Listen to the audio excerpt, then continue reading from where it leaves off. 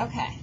So I've got just a Slavic clay here that I rolled out. I've been letting it sit out just so it can get a little bit harder because it's really hard to actually get good texture out of clay if it's really soft. So this is going to work better if the clay is a little bit on the harder side.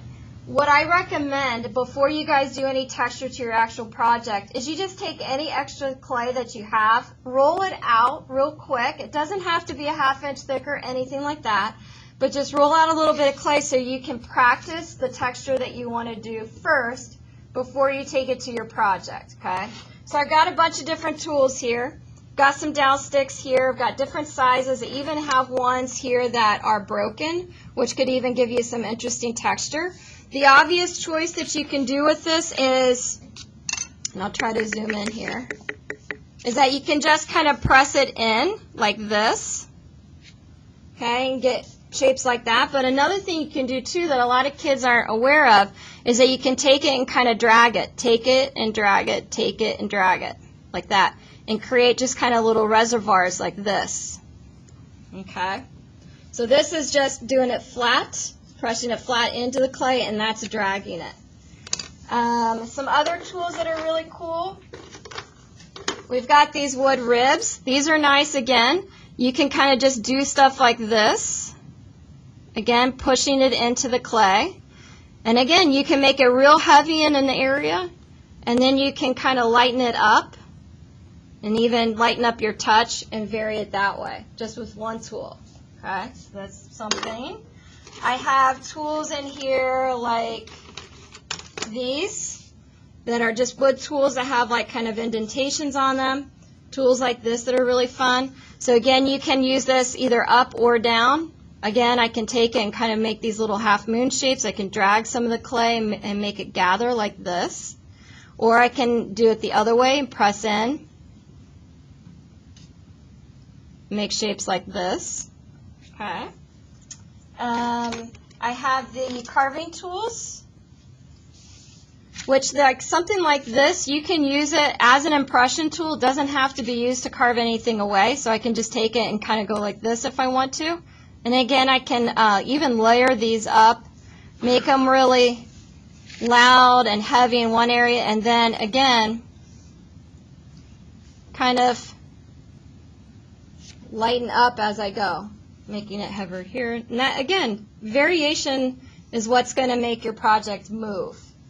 Now, the other way I can use this too is by carving. So even with the same tool, I can use just the corner here, and I can carve material away. I can make long lines. I can make short lines. I can make whatever kind of cut I want. And again, very heavy. Or you could do short, moving into long if you want to. So I can make these all short and make them longer as they go maybe up to the top or to the bottom. There's other shapes here too that you can work with. Again, they can be used as impressions or for carving out. There's all different kind of shapes and sizes. There's like something like this, and then has even a shape here. Even if the stuff's broken, it can still give you something really interesting. There's also too even some non-traditional items, like I have a Sharpie here. You can use the end of the Sharpie and push this into the clay. You can do it that way, or I can use the other side.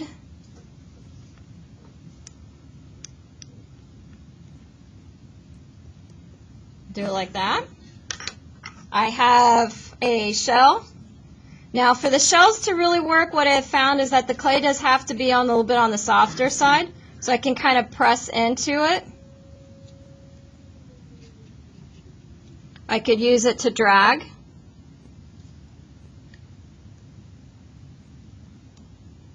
Can do stuff like that. I have a paper clip. I don't know if I like that as much. Yeah, nope. But there's all different kinds of stuff you can do. I've got a lot of different kind of tools in here. Got some smaller ones like this. But what I would do is, you know, let's say, for example, you really liked using this broken dowel stick right there. What I would do is, once you figure out what you want to do, and you've got a good sample at your desk and you like it, what I would do is I'd take your phone And I would photograph the tool that you used and the texture that you want, just like this. Keep it on your phone so you can remember what it is that you were going to do. Yeah. Bring in our own stuff.